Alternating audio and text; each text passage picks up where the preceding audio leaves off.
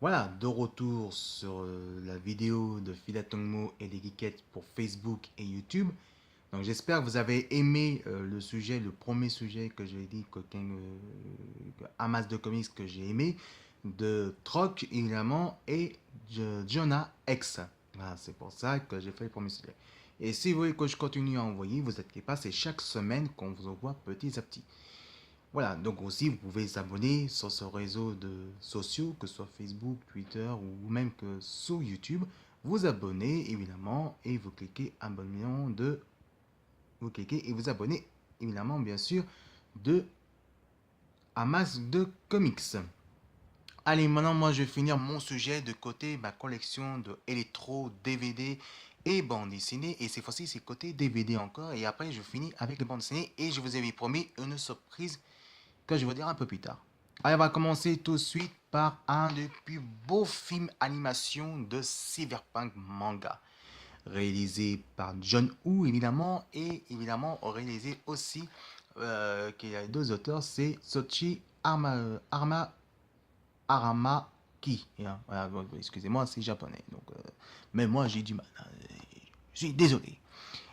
Est-ce que vous connaissez justement Apple Seed Ex Machina? Évidemment, ça pour moi, c'est le plus beau film animation de manga. Alors celui-là, c'est le deuxième épisode. Parce qu'il y a eu le premier épisode, évidemment, le film animation qui était par Kazé. Celui-là, le deuxième épisode, évidemment, c'est produit par Warner Bros. Parce qu'il y a John Woo dedans. Et franchement, ce film animation, j'ai dit, oula, John Woo, attention, parce que c'est un film de flingue, d'accord, c'est 100% un film asiatique et chinois. Et ben non, celui-là, il est vraiment très bien et c'est très beau. Les images, les graphiques, du dessin, d'animation, de la 3D est super bien fait. Et en plus, c'est assez bluffant et en plus, c'est vraiment super, vraiment génial.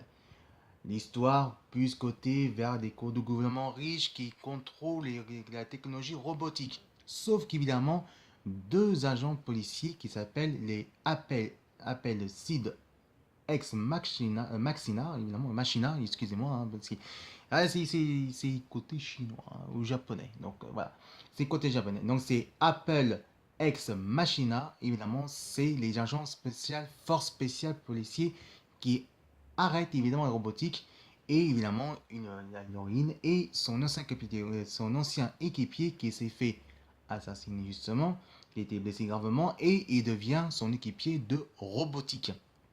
En tout cas, le film animation, il est vraiment génial et je vous conseille d'acheter soit dans un magasin spécialisé, mais moi je vous conseille d'acheter le coffret parce que le coffret, il est magnifique, c'est produit par Kazé et ce film, évidemment, ce film animation par John Woo, évidemment produit par Warner Bros. Alors après, vous savez que des fois, il y a des films qui sont un petit peu tout retouchés, des nostalgiques. Vous voyez ce que je veux dire? Le reboot. Voilà. Et le reboot, évidemment, c'est pas tout à fait terrible. Vous vous souvenez les films d'horreur, Vendredi 13 par exemple, Chucky par exemple, ou aussi, on va dire Massacre tronçonneuse. Alors cela, la version Massacre tronçonneuse version 2008, il est beaucoup mieux que les anciens. Mais est-ce que vous connaissez aussi Freddy Krueger, évidemment par réalisé Oliver Stone, qui était réalisateur, évidemment réalisateur de Scream, justement, mais La Griffe de la Nuit. Oui, mais non, non, mais pas des années 80, les loulous, les cocos, hein. Moi, je vais vous parler de la nouvelle version qui était sortie en 2010, produite par Warner Bros. Pictures. Et ben voilà, voici, évidemment, Freddy Krueger, La Griffe de la Nuit, reboot. Et franchement, et ben moi, en préférant, je préfère les anciens. Le tout premier épisode, évidemment, des années 80, évidemment, qui était tourné par Oliver Stone. Et celui-là, la nouvelle version, franchement, j'ai pas aimé.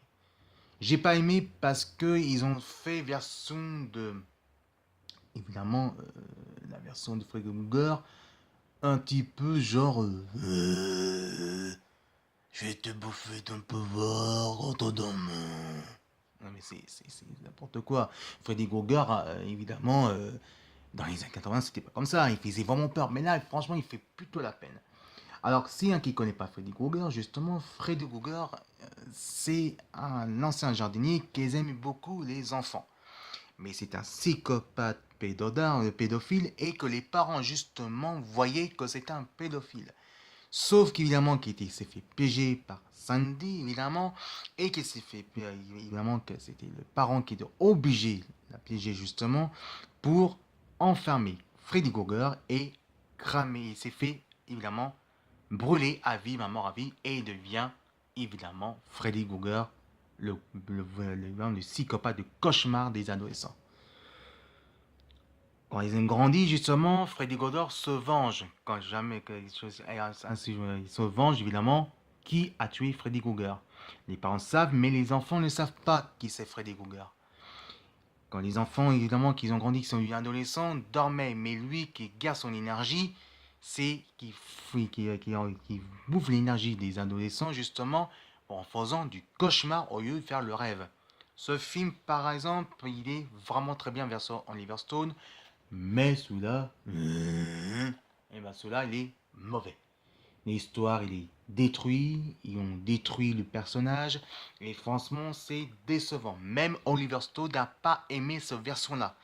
Et oui, bah, c'est désolé, c'est évidemment, ouais, c'est Warner Bros. Pictures. En tout cas, je trouvais que le film, il est beaucoup trop lent, hein. C'est vraiment pas vraiment génial. Et voilà, c'est vraiment pas vraiment le meilleur film qu'on a vu les années 80. En tout cas, si vous êtes fan des films d'horreur comme Freddy Krueger, évidemment, La Grille de la Nuit, la version de 2010, je vous conseille pas d'acheter. Par contre, s'il y a qui va s'acheter, qui va dire ah ouais, il a raison, c'est décevant, démerdez-vous. Je vous conseille, bah après vous démerdez, hein. Moi je vous dis comme ça, voilà. Par contre, celui-là, non. Nous, on préfère les films des années 80. Celui-là, il est vraiment mauvais. Et le problème, côté l'histoire, il est trop lenteur. C'est lent, c'est mou.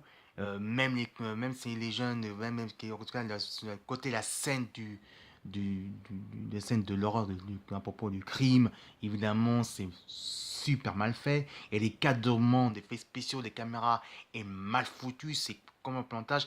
Et même les acteurs, les pauvres, c'est des acteurs de nouvelle génération. Et même les nouveaux comédiens qui jouent le rôle de Freddy Krueger, je suis désolé, il est très, très, très, très mauvais dans ce rôle. Moi, je préfère un acteur qui était beaucoup plus mieux qu'avant, mais que celui-là, non. En plus, vous voyez, Freddy Krueger, dans les années 80, c'était pas comme ça. Là, c'est l'impression que Freddy Krueger, c'est un Freddy Krueger qui fait handicapé mentaux, mais en zombie. Hein, voilà, donc pour dire carrément, handicapé, quoi. Freddy Krueger, dans les années 80, c'était beaucoup plus mieux que ça.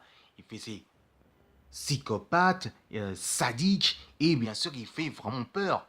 Celui-là, il fait handicapé mentaux, de la mort, pour voler l'énergie des adolescents. Hein, donc, il ne faut pas exagérer. En tout cas, Freddy Krueger, c'est très mauvais et je vous déconseille de ne pas acheter. Mais si vous achetez, bah après vous regardez, il a raison. Et bah démerdez-vous. Je vous conseille. Et vous l'achetez, bah après vous démerdez. Hein. Moi je fais ce que je peux, mais démerdez-vous. Voilà. Allez, tout de suite, on va passer d'autres sujets, évidemment, et d'autres sujets du film d'horreur, parce qu'après, voilà. Là, ça fait 8 minutes 55, évidemment. On va parler tout de suite, évidemment. Euh, des films, ça, j'ai déjà fait, ça, j'ai déjà fait aussi. On va parler justement un des films que même c'est un reboot justement, vu que c'est un reboot justement, c'est par les X-Men réalisé par évidemment Bryan Singer, mais il y a eu les X-Men 1, X-Men 2, X-Men la fin de finale, qui est très mauvais évidemment, et il y a eu évidemment un des meilleurs reboots, reboot un peu exagéré, mais qui a respecté plus dans l'esprit à propos de l'esprit des comics de 1963 de Marvel.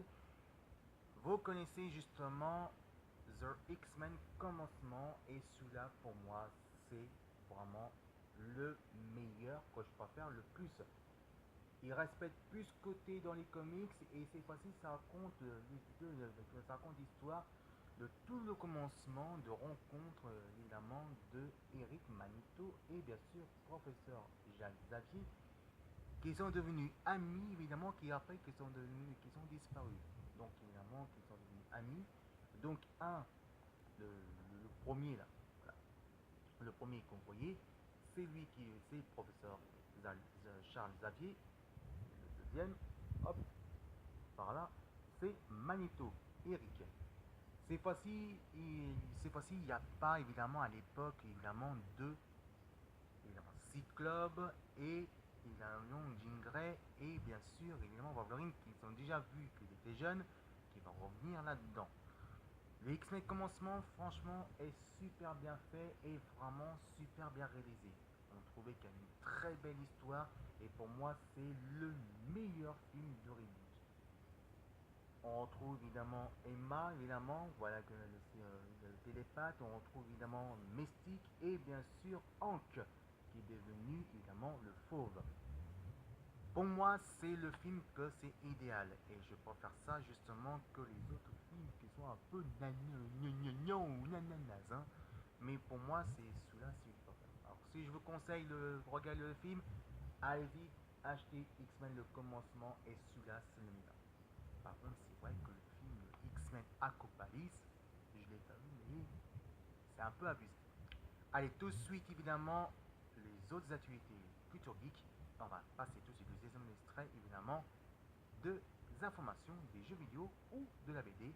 Et après, je vous dis vraiment c'est quoi ma surprise que je vais annoncer ce matin.